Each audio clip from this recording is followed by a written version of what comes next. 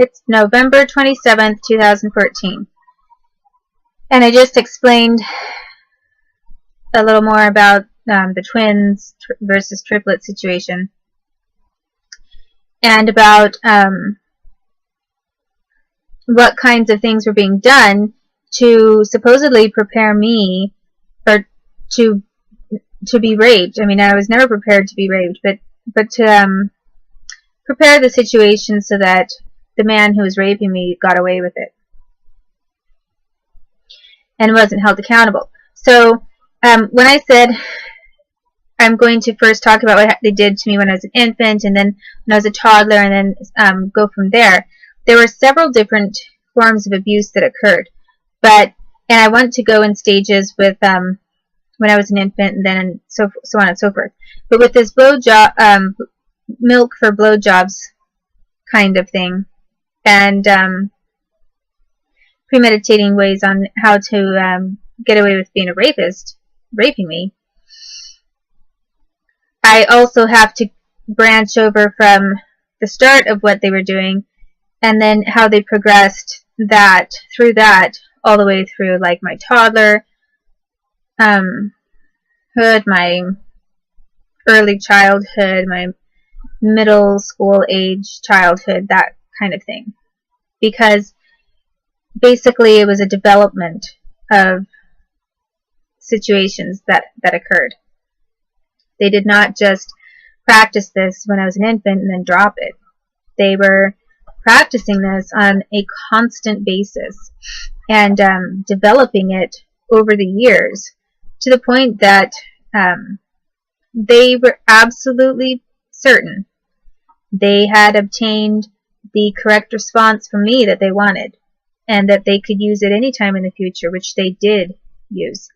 And the individuals that they used to rape me were the sons of the fathers that were involved in raping me initially, to train me and to allow other men to rape me and get away with it. So this is really sick. You know, this was grown men abusing me and raping me, torturing me, and then after using certain trigger words and cues to get responses from me that they had worked on so hard for such a long time, they then enlisted their own sons, who also worked for the United States government. And they sent their sons out to use the same techniques on me and to achieve a rape of me and get away with it. And all the cops never prosecuted any of them, never took anything to court, because a lot of these cops were involved. And so there were several different rape scenarios that they, as I've said, that they used. I'm going to explain two of them because two of them are sort of correlated. The only difference is that one was when I was seated. They practiced a situation where I was in a sitting position, and then how they would request a blowjob by certain signs or words. And if I didn't do it, they beat me to a pulp or they electrocuted me. And that was always coming from a seated position. As I explained, sometimes I was put into high chairs. I was put into beautician or barber chairs that had a little thing, a pedal that you could step on, and it would elevate the chair up and down. But those barber chairs that they used were also in headquarters for Oregon State Police, in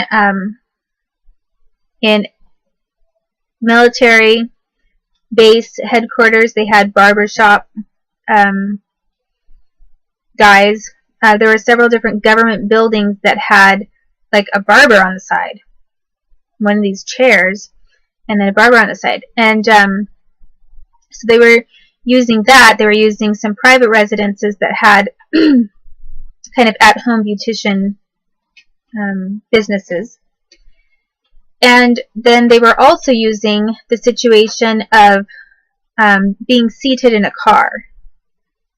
So, you know, obviously a common situation for someone to try to molest someone or get any kind of sexual favor, regardless of whether it's molestation or not, might be when you're seated in a car. And that was a location and a situation that looked opportunistic and looked natural enough for these government individuals to work on. So they were using, like I said, a seated position to bounce off this, the attempt to rape me. And then the other situation, as I said, was milk for blowjobs, which is when I was extremely young. And what happened with that, sometimes I was getting milk after they had me sitting, but actually, usually it was when I walked over to the refrigerator, and then if there was a woman there and a man there, sometimes the woman would pick me up and she'd hold me in place to then do a blowjob for the man. So, like, if I was too short, you know, the guy's standing, and maybe I came up to just above his knees or something, you know, not exactly tall enough to reach straight across to his penis.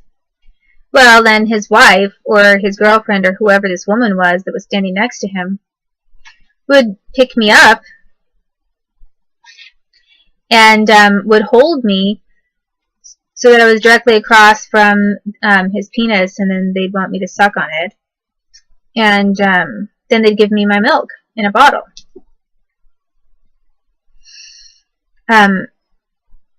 Other times they were using a booster, not a booster chair, but a step stool.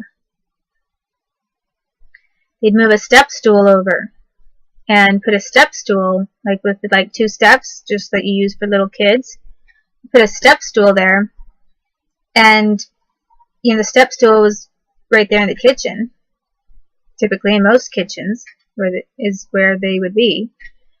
And they'd move a step stool over and have me stand on the step stool, and then while the man was standing in this specific position with his pants down, they would make me do a blowjob for him, and then they'd give me milk. And this was not like, oh, you get your afternoon bottle of milk. This was like they wouldn't let me eat anything, and I would be starving. And you know, when I was really young, I didn't understand. I didn't know that it was. I think I thought that it was weird. I mean, even as a kid, there are some things that don't come natural. You know, it's not really natural for a toddler to be doing that kind of thing. And a toddler doesn't really have an instinct to do that or want to do that.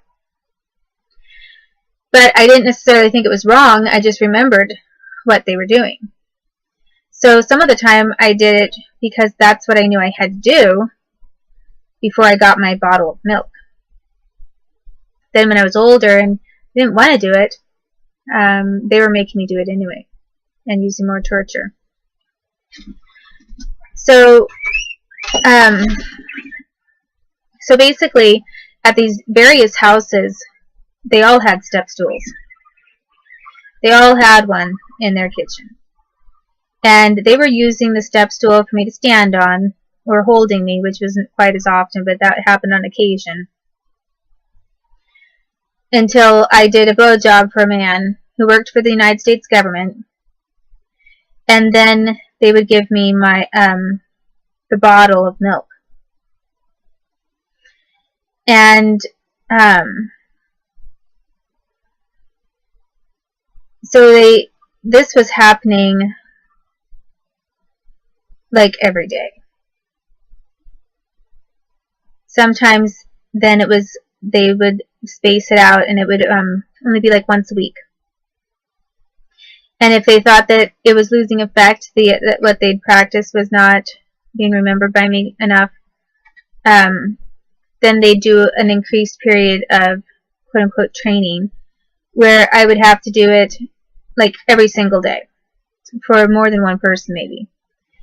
And then maybe they'd back off and I wouldn't have to do anything for a couple weeks. Then they'd try it again. But this was ongoing for years. It was like, you know, there wasn't a month that went by that this wasn't happening. And they were sending me to different houses. And my parents were nowhere to be seen. They were not in the house of these strangers. I was getting dropped off and babysat by these government employees who then practiced the exact same thing in their own house. So, you know, obviously I got conditioned to do this kind of thing when I was a toddler. And then when I was younger, or when I was a little bit older, then they started bringing in weapons and knives. And they would cut me. They would electrocute me with an electrocution head brace thing that I've described. And they would put a gun to my head. Sometimes they would put it right to my heart. And they would put the barrel right in the middle of my heart. And what was strange is that sometimes they'd say that they could shoot me in the heart and I'd die. But I also got implanted with some different things through some surgeries that I had at government buildings. And they were doing something that would affect my heart to make it turn over and like have a reaction, like it was some kind of a shock. So like they'd put a gun to my chest at my heart, and then it wasn't the gun. I wasn't scared. I wasn't having like a palpitation because I was nervous. Because I mean they did this thing with the gun all the time, and it's not like that happened to my heart all the time. But they were practicing putting a gun to my chest and then using some other form of technology to basically start my heart to where it would stop and then start again. And I could feel a big, like a big flip kind of a thing in my heart, or I could feel like an angina tightening in my heart muscle. And they were using that to intimidate me, to say that they would kill me. So, aside from targeting me to my heart, literally, they were also, as I said, putting this metal band around my head that was connected to a box where they could electrocute me. And they would turn it up really high to the point where I was shaking, I was sweating, and sometimes vomiting. And I would get extremely sick. And after they did that, I basically had to go, I either passed out, or if I didn't pass out one of the times they did it, I would be so exhausted I couldn't hold myself up. I wasn't able to stand, I wasn't able to sit, I was just sort of slumped. And I'd get led to my bed and basically take a nap or go to bed for the night, because there was nothing else I could do. A couple of times I was given mercy drugs where I was getting electrocuted, but they'd offer me cocaine. And okay, let's get this very clear once again. This is the United States government. This is not gangsters. I mean, yeah, they use gangsters and they use mafia, definitely, sometimes. But these were government officials who had access to cocaine. And on occasion, I think it was done to be merciful when I was suffering so much. But other times, it was just to try to get me to be look like I was drug seeking and not be able to handle pain without it. I mean, the pain was extreme, and possibly it was to have me look like I had no reaction to the pain. Like, oh, it doesn't hurt her at all, see? You know, if they were videotaping some of this, which they did videotape a lot of this, they could make it look like it didn't hurt.